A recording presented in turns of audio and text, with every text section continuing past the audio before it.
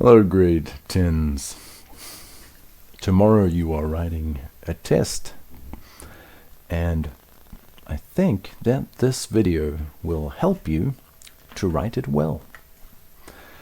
In this video, I'm going to review with you how to post to and balance general ledger accounts in the context of debtors. So, when we have to post to the general ledger, what you have been learning is posting from the cash receipts journal, cash payments journal, debtors journal, and debtors allowances journal. We're going to do that right now. Here I have 6 general ledger accounts. Trading stock, which is an asset and is therefore a plus-minus account. Debtors control, also an asset, plus-minus. Sales, which is an income account, minus plus. Cost of sales, which is an expense, minus plus. Sorry, not minus plus. What am I saying? Cost of sales is an expense, so it's plus minus.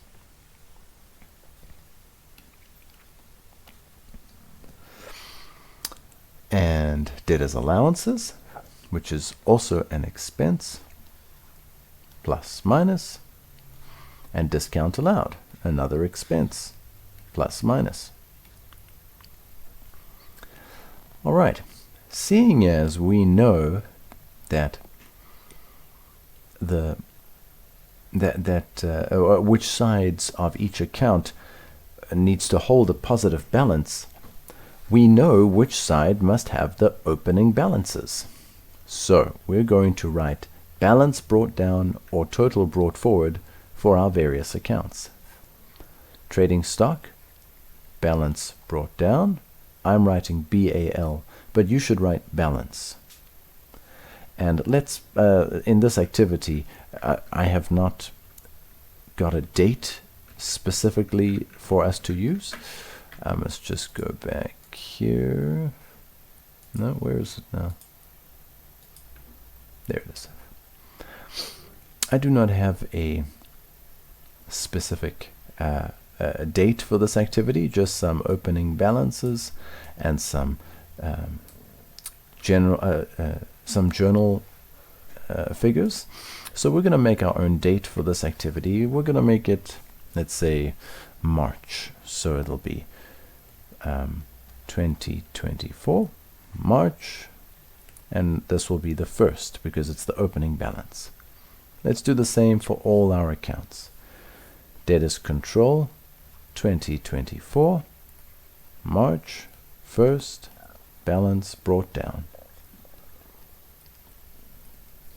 Sales, because this is now a nominal accounts section account, we're going to use total brought forward, not balance brought down. 2024, March 1st. Cost of sales, balance brought forward, 2024, March 1st.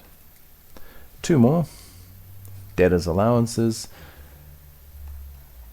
balance, and discount allowed, balance.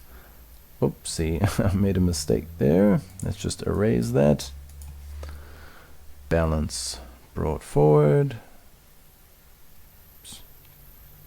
And this one here, balance brought forward on 2024, March 1st, 2024, March 1st. Now let's actually put the balance figures in. So we're going to start right at the top. Opening balance for trading stock, 22,000. So we write here, 22,000. Opening balance for debtors control, 18,000. Let's put it in. 18,000. Opening balance for sales, 81,000. Total brought forward, 81,000. Opening balance for cost of sales, 45,000. Cost of sales, 45,000. Oh my word, did I say balance? What am I doing here saying balance? This is total brought forward. Total brought forward. And again, for debtors allowances, not balance, it's total, and discount allowed total. Because it's a nominal account section, we don't say balance brought down because we don't balance the accounts. We total them. Total brought forward. Which do we still have to do? Debtors allowances, 16,000. Discount allowed, 12,000. Let's put those in. 16,000 and 12,000. All right, we have our opening balances. Let's now put in our journals, our journal totals. We have a bank figure from the cash receipts journal, but we don't have a bank T account in this activity, so we're not going to put that in. Sales, we do have a sales T account. Let's put that in. 43,200. Sales, I always like to put in the figure first. 43,200. Is that right? Yeah. And we got it from the CRJ. So I put that folio entry in. And I write the corresponding entry, which is bank. And it is on the last day of the month, 31st of March. Let's do the same for cost of sales, 24,000. So we go down to cost of sales. We write 24,000. We write the journal we got it from, CRJ. Now what do we put as the corresponding entry? Well, cost of sales represents an expense, or I should rather say cost of sales is an expense that represents the loss of stock that we needed in order to generate the sale. So when we sold the thing, that stock is no longer ours. We represent that loss of stock, that expense, as cost of sales. And so our asset, trading stock, needs to also go down because we no longer have that trading stock. That is to say, we are transferring some of the trading stock out of the trading stock account and into the cost of sales expense account. All right, so we're going to write here trading stock because that is the other account affected. 31st of March. Let's now go up to trading stock and record that 24,000 there. Because our trading stock is decreasing, it goes on the credit side. And we're going to write the other account that is affected, cost of sales. We took this figure from the cash receipts journal, and it is on the 31st of March 2024. The next figure we have is a debtors control figure, 15,000.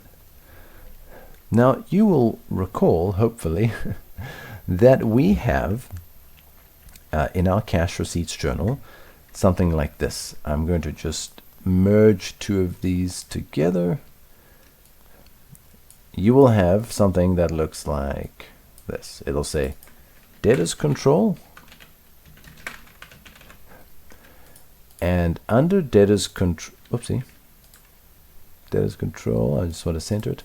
And under debtors control, you have receipts and discounts. Right? That is to say, debtors control is split into these two amounts. The amount that we received from the debtor, let's say 5,000 Rand, and the discounts that we gave them, let's say 400 Rand. And therefore, the debtors control total amount would be 5,400. That is to say, debtors control decreased by 5,400. 5,000 of cash that we received, and 400 of discounts that we gave the debtors. So we don't have receipts here, but what we do have is debtors control. So this debtors control is the total of our receipts and our discounts. Here's debtors control. Here in the bank amount, somewhere in that mixture of stuff, of bank receipts, is the portion of the debtors control that we received, and the rest of that debtors control amount is discount allowed. That is to say that in this case, debtors control, which is 15,000, is made up of of discounts of 800 and receipts of the rest. So if debtors control is 15,000 and it's made up of these two figures, then we can just minus 800 from 15,000 and get 14,200. So our receipts amount is 14,200. That's how much we got into the bank. 800 is the discount. Let's record those in our general ledger. Debtors control, and we know that the whole amount of debtors control from the CRJ went down by 15,000, is split into 14,200 into the bank and 800 into discounts. Of discounts given. 14,200, which went into our bank, and 800 that went into our discount allowed account. Oh, I shouldn't say went into. It does get recorded there, but it's better phrasing is to say 800 was given as a discount. We got both of these figures from the CRJ.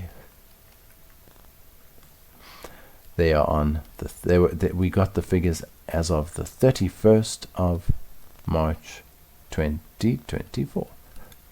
I want to make it clear that you won't necessarily get the debtors control figure. You might get given the receipts figure. Lucky you, if you do. Or you might get the debtors control figure. You must decide. You must read. Am I getting the debtors control amount or the receipts amount? If I get the debtors control amount, I need to find how much came into my bank, like we did right here. If we are given the receipts amount, well, then we know receipts of this, discount of this. Easy peasy. Let's go here. And, sorry, not there. We have now done the debtors control amount of the part that went into bank, but also we must now do this 800 of discounts. There's the 800 discounts. So let's go down to discount allowed, and right here 800, and that 800 decreased our debtors control amount. We got that figure from the CRJ on the 31st of March. Okay, so CRJ is done. Let's go to CPJ.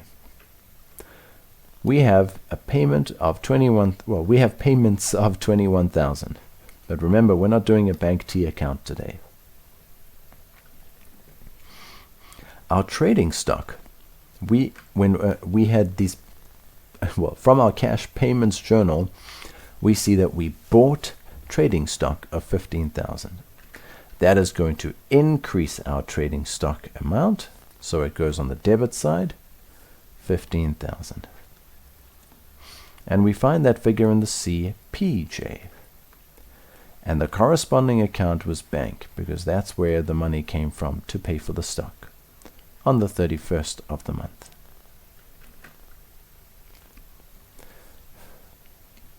Then consumable stores and wages.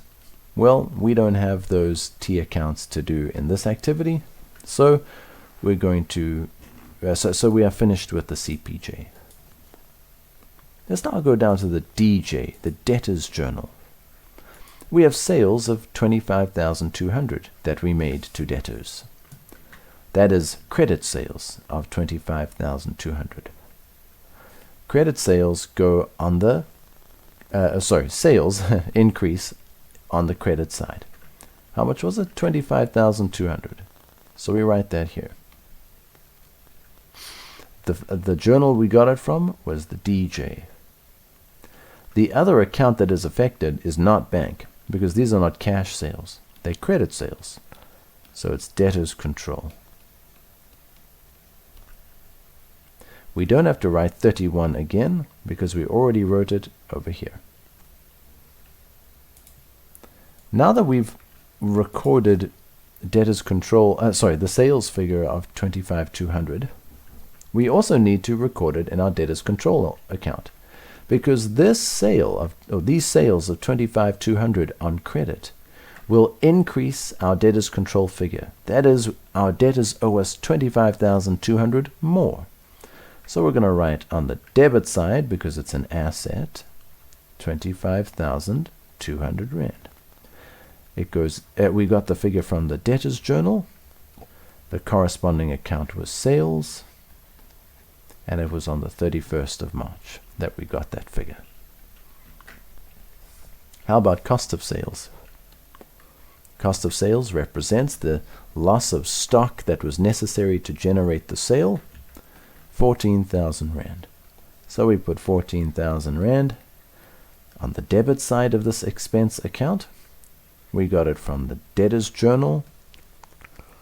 The corresponding account will be trading stock.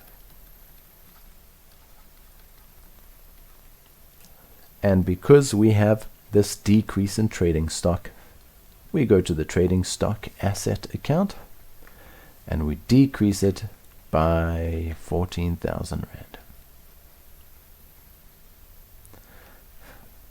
Rand. Right, yeah, 14,000 Rand. And I will write here cost of sales. And we got this figure from the debtors journal. Now I'm just noticing that when we balance this account, it's going to go into the negative, because I made up these figures here, and these figures are going to decrease our trading stock to below zero, and we can't have that. So I'm going to just increase our balance here, our opening balance, and say that instead of starting the month with 22,000, we started the month with 25,000. 25,000. So let me also change it here. We started the month opening balance 25,000. That's better. Now we won't have any problems. So we've recorded our sales in sales and debtors control, our cost of sales and trading stock.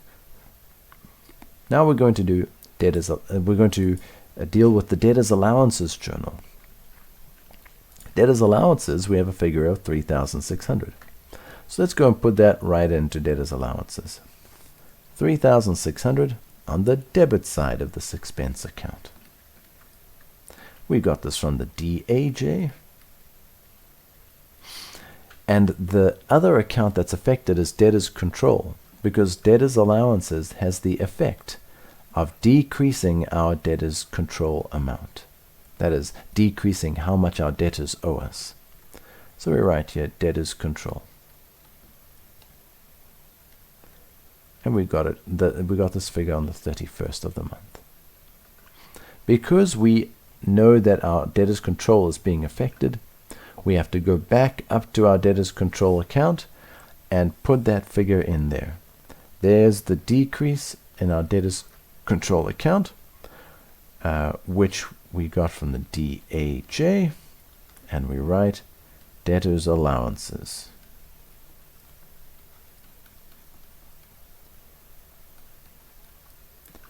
All right. Cost of sales, 2,000 Rand. When people return stock to us, we have that is, when we made the sale, the credit sale, we recorded sales and cost of sales. And because when we record cost of sales, we record cost of sales and trading stock. So when they return some stock to us, we're kind of reversing that sale in a sense. And so the cost of sales must now go down, and the trading stock that we have must go up. Like when you sell something, cost of sales goes up, trading stock goes down. Now when the debtor is returning something, cost of sales goes down and trading stock goes up. So we're going to do that now. Debtors allowances journal. There was a cost of sales amount of 2,000. Here's cost of sales. Cost of sales must go down by 2,000 Rand. We got that figure from the DAJ. The corresponding account that is affected is trading stock. And it was on March 2024, the 31st, the last day of the month. Now let's also record that trading stock figure in trading stock. An increase in our trading stock because the stock is being given back to us by the debtor. So it increases trading stock by 2,000. We got the figure from the DAJ, and we write the corresponding account, which was not debtors allowances, cost of sales.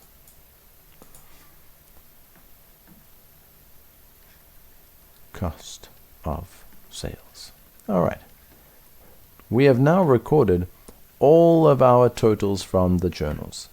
Now we can balance the accounts. Okay, so let's see.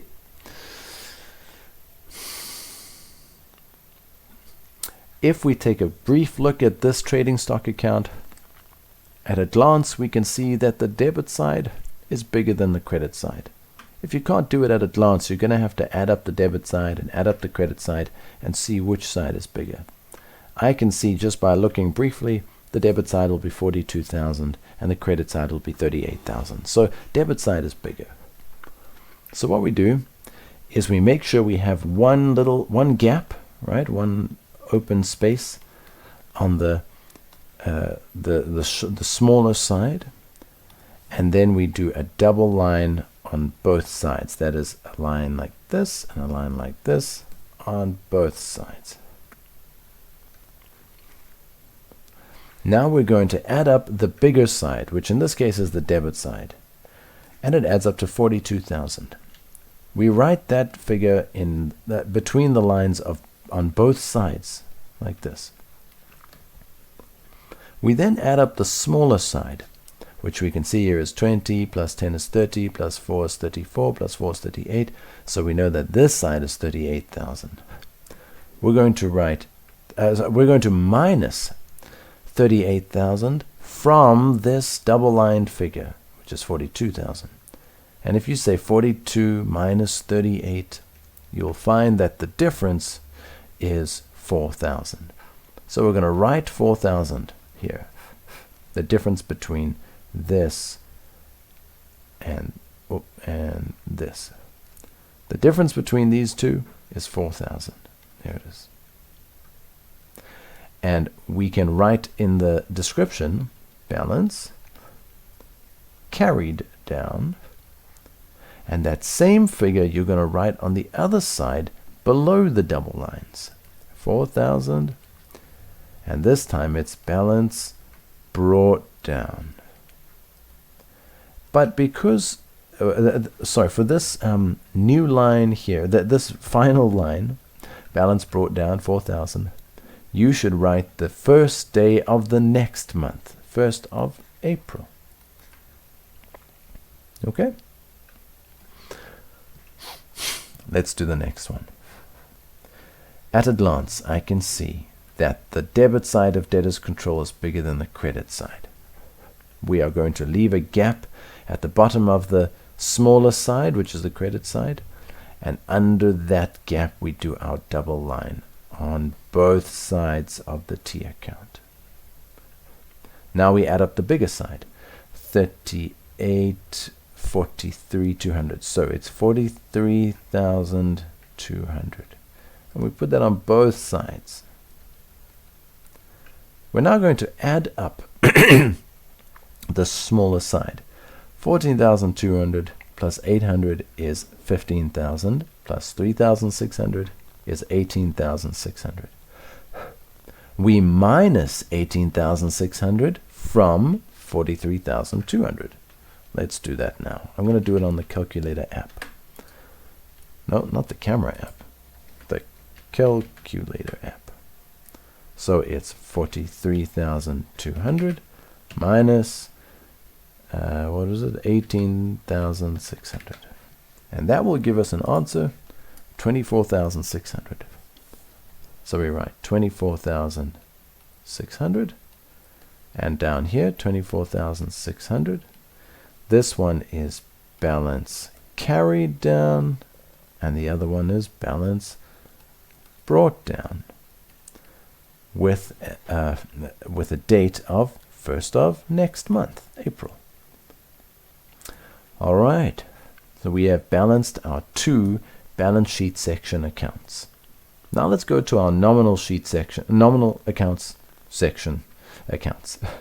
Nominal account section accounts. Yeah, okay, bit of a tongue twister kind of thing there. Now, in the nominal account section, you don't balance, you just total, which means you go to the bottom of the list of figures, you do a double line, and you add them up. 81,000, I'm going to type it in here. 81,000 plus 43,200 plus 25,200, and our new total is 149,400.